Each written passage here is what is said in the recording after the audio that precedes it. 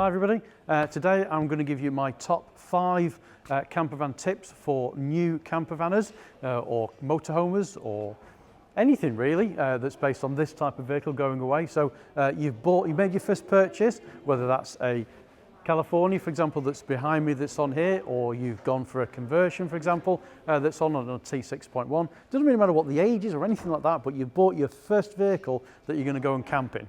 And that's the key of this. You're going to use it for going away, etc. It's on there. So if that's you, these 5 things are really going to help you out. I think they're going to make a big difference to how you go about it. And these are the type of things that we do and that people have been telling me that they do, and get it on from on there. So number 1, so first thing, buy what you need for the vehicle. So you've got your new vehicle, you go, right, what do I need? Right, I need pots, I need pans, I need this, I need that.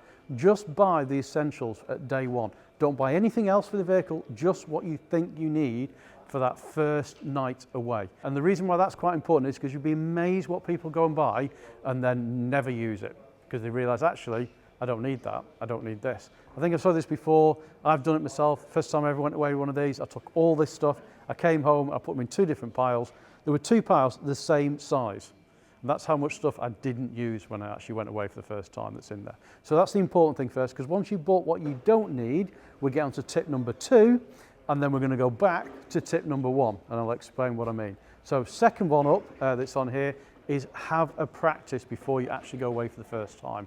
So get your vehicle, book yourself into a local campsite, for example, somewhere close by that you can go home, come back again, do all the usual things. Do it as a practice run, go for at least 1 night, probably 2, so you know how everything works. Get to know your vehicle inside and out. Know how everything works, know where everything goes, because the last thing you want is to go away for the first time and realise, actually, I'm not sure how this works. You spend your whole time trying to do what you would have done in a practice run. And I can tell you, it makes all the difference to you. From customers I've spoken to, said the first time they go away properly, they want that to be the great experience, because they want that, the one that they know what they're doing. You're still enjoying it, you're still figuring things out on that first time away about what works for you, what doesn't work for you, but that initial apprehension before you go isn't there, because you know how everything works, you know how the bed works, you know how the heating system works, you know how your batteries work, and that doesn't matter whether you've got one of these, whether you've got a conversion, whether you've got a motorhome, it's the same thing another. So I can't emphasize enough, definitely worth having that practice run. And that then goes back to number 1, top number 1, because then you can go and buy what you want for your vehicle, because by then you'll have a pretty good idea what you haven't already got that you need and that you might need going forward. Those first 2 things, you've set yourself up for when you go away for the very first time. Number 3 is about maintenance of your vehicle. And I'm not talking about doing service work like changing your oil and all that kind of stuff. I'm talking about checking the basics of your vehicles before you go away on a long trip.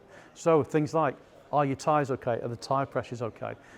Things like, for example, is your gas bottle that you've got, have you got enough gas in there? Do you think there's enough in there?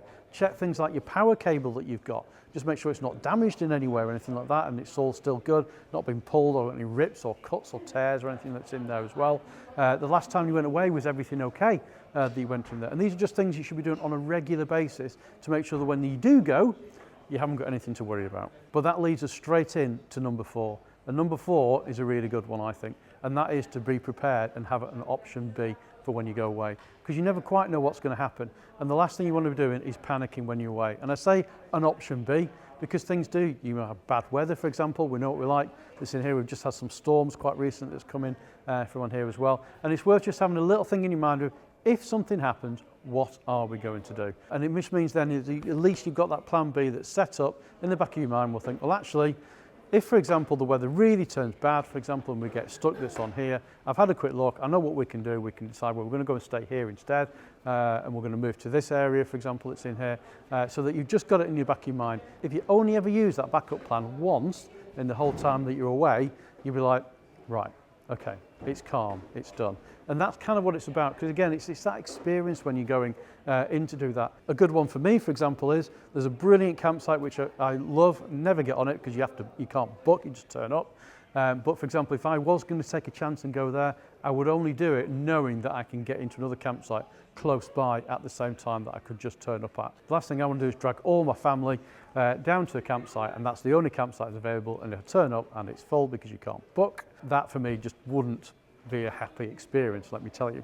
And I'm sure it wouldn't be for a lot of you though. So number 4 is have a backup plan. just think about, if this happens, what will I do? It's the same thing, for example, if you've got an older vehicle as well, you know, for example, make sure you've got roadside assistance on your vehicle, you know, that's in there. You need it on a new vehicle because you never know, you might have a tyre go or something like that. So I know if you're in Europe, for example, you can get it where it brings you home. So there's different levels of cover as well. So just have a think about that as well from on there.